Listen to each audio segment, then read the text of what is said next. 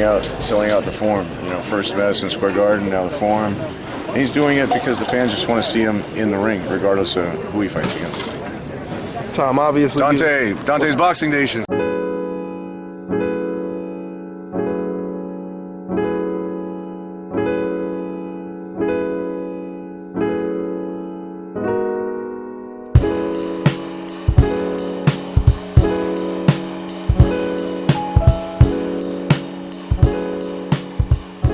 Dante's Boxing Nation, what's going on, guys?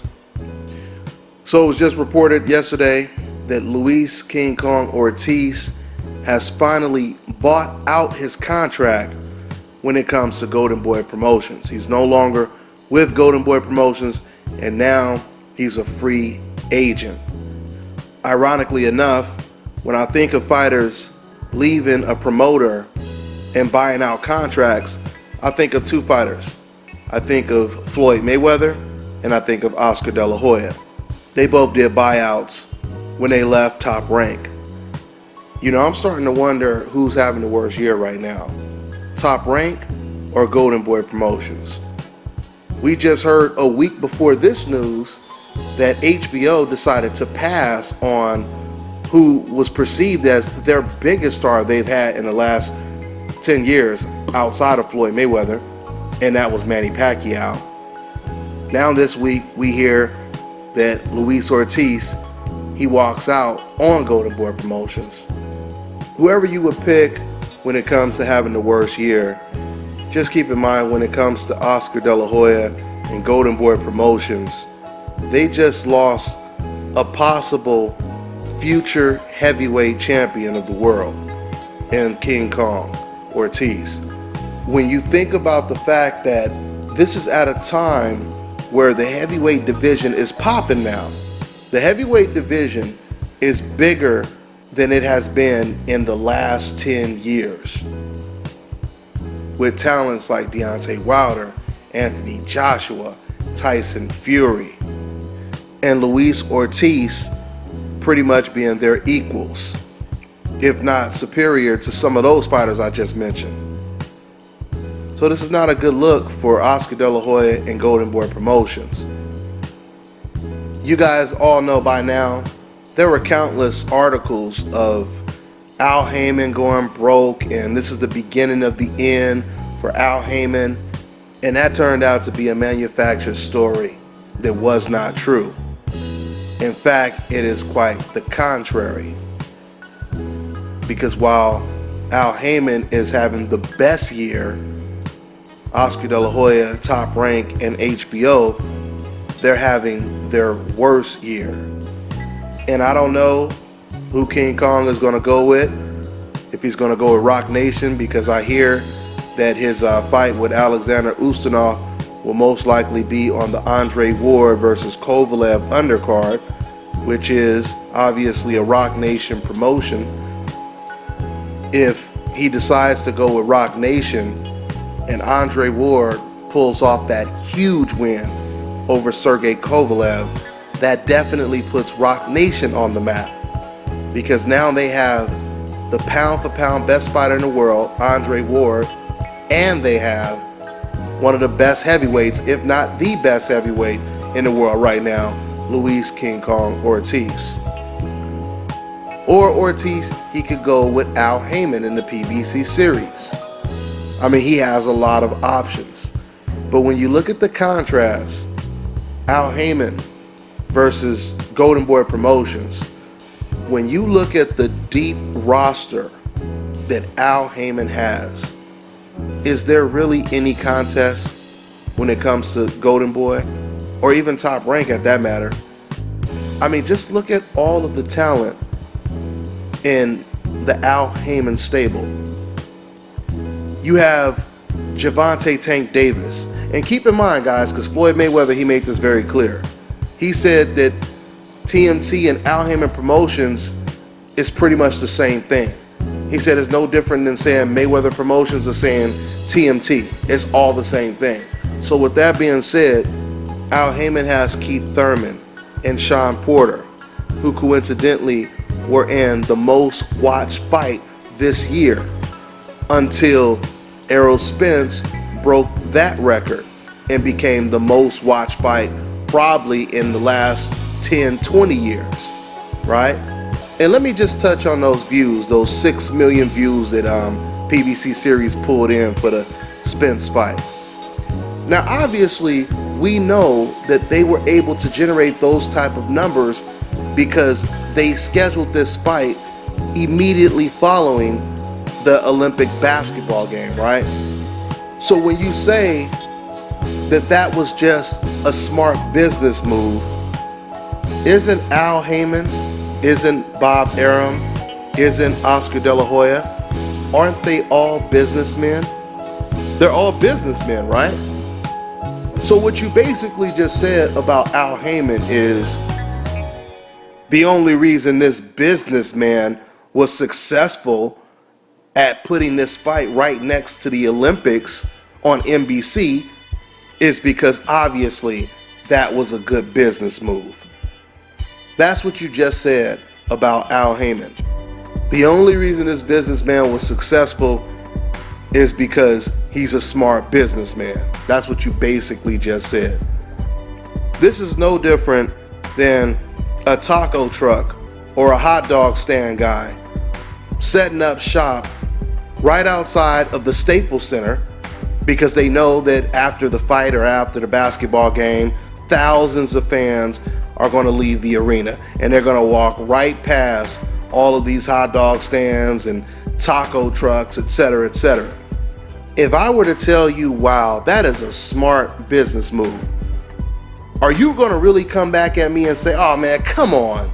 The only reason they made thousands of dollars selling hot dogs in one night is because that big fight came on at the Staples Center. And this taco truck was smart enough to put their taco truck right next to the Staples Center. Come on, man. You can't give them credit for that. This is how ridiculous the decaf sounds when they're talking about this brilliant business move that Al Heyman just made. Let me give you one more example. Let's say I'm an insurance agent, right? And I work on commission selling policies to the clients. Now one day I sell insurance to some random walk-in, right? And this guy, not only does he buy a policy from me, but he ends up bringing 20 of his family members in to buy policies from me as well. So now I'm having a better month than anyone in the office. And I end up getting employee of the month because I sold way more policies than anyone else. Do you know how stupid one of my coworkers would look if he went up to the manager and said, hey, boss, I just want to let you know, Dante, the only reason he sold more policies than everyone is because he got a whole lot of referrals from one or some of his clients. Do you know how stupid you would look if you told your boss that? This is how stupid these fans sound when they sit over here and say, the only reason so many people watch this fight because Al Heyman scheduled the fight at a time when millions of people would already be watching free TV on NBC. Do you know how ridiculous that sounds? That is exactly what you are supposed to do. Why do you guys think Canelo Alvarez fights on Mexican holidays? Why do you guys think Canelo is fighting in Texas and not in New York? Because you put yourself in a position to maximize your revenue and your exposure. I mean, that's only common sense, right? But like I said before, hindsight is always 20/20. So it's easy for people to say after the fact, oh, the only reason he was so successful is because he did this and because he did that.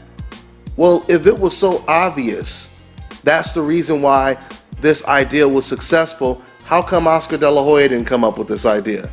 How come Bob Arum didn't come up with this idea? How come you fans that sit over here and say that's the only reason they were successful, how come you didn't reach out to Oscar De La Hoya or Top Rank and say, hey guys, why don't you guys put one of these big fights right next to the Olympics, the USA basketball game? Why don't you put it on free TV on the same channel? How come you didn't say that?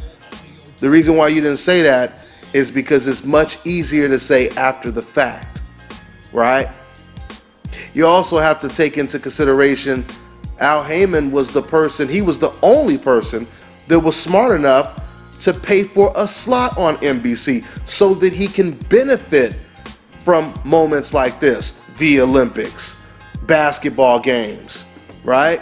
You guys can't say anybody can do it because Al Heyman was the only man that was smart enough to pay for an NBC slot. So you can't say anyone could have done it because no one else was in position to do it. The wheels have been set in motion for quite some time, is what you guys are not realizing. I mean, it's no different than a decaf saying the only reason Al Heyman was so successful was because he paid for that NBC slot like a year ago or 2 years ago. That is essentially what you guys are saying. Do you see how ridiculous that sounds? So anyway, with me saying all of that, this is the reason why Oscar De La Hoya, Golden Boy Promotions, they're not doing good right now. With Al Heyman breaking records when it comes to TV ratings, with him having all of the stars, I mean, just look at the roster. Look at the roster of talent when it comes to Al Heyman.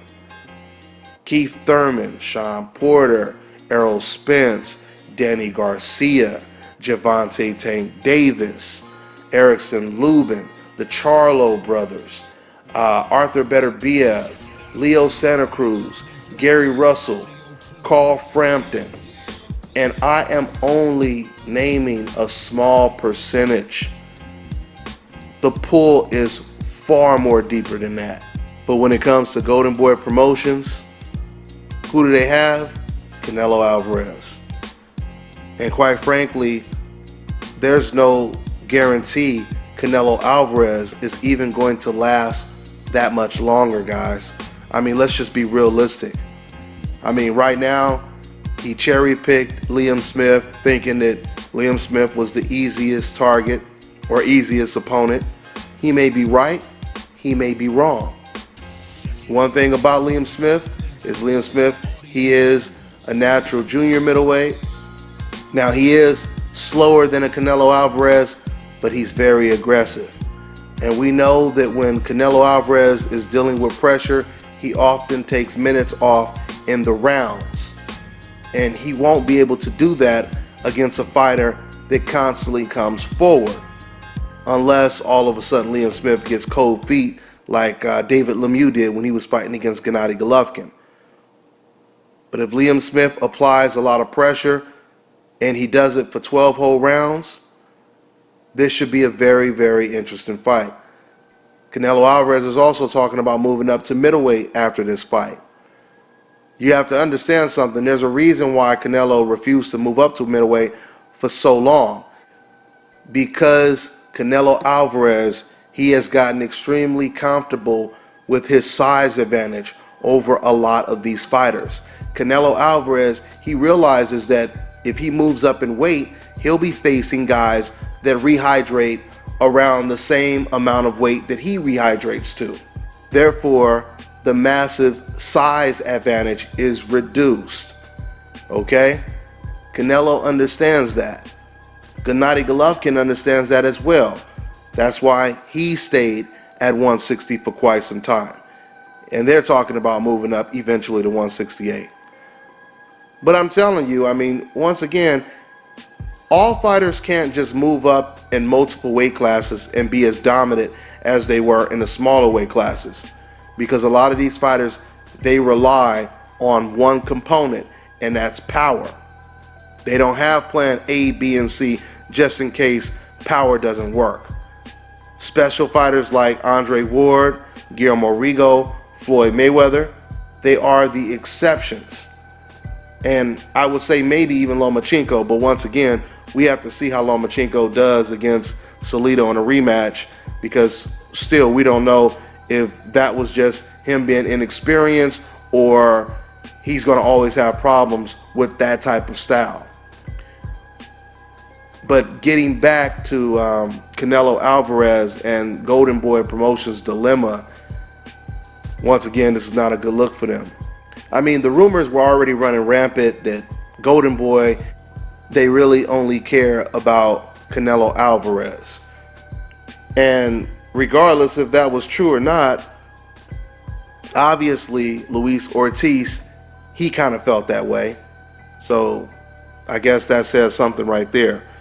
So yeah, man, we'll see where Luis Ortiz goes from here. Like I told you guys before, Ortiz, if he beats Alexander Usyk, I believe he will be the mandatory for Tyson Fury versus Vladimir Klitschko rematch winner. So he has options to either fight one of those guys, or he could sign with Al Heyman and he'll have access to Anthony Joshua and Deontay Wilder. But regardless, even if he doesn't sign with them, he'll still have access to fighting those guys or facing them. So it'll be interesting to see what happens in the future, or the very near future. That's all I got, guys. I'm on to the next one. Hi, my name is Janita and you're watching Dante's Boxing Nation.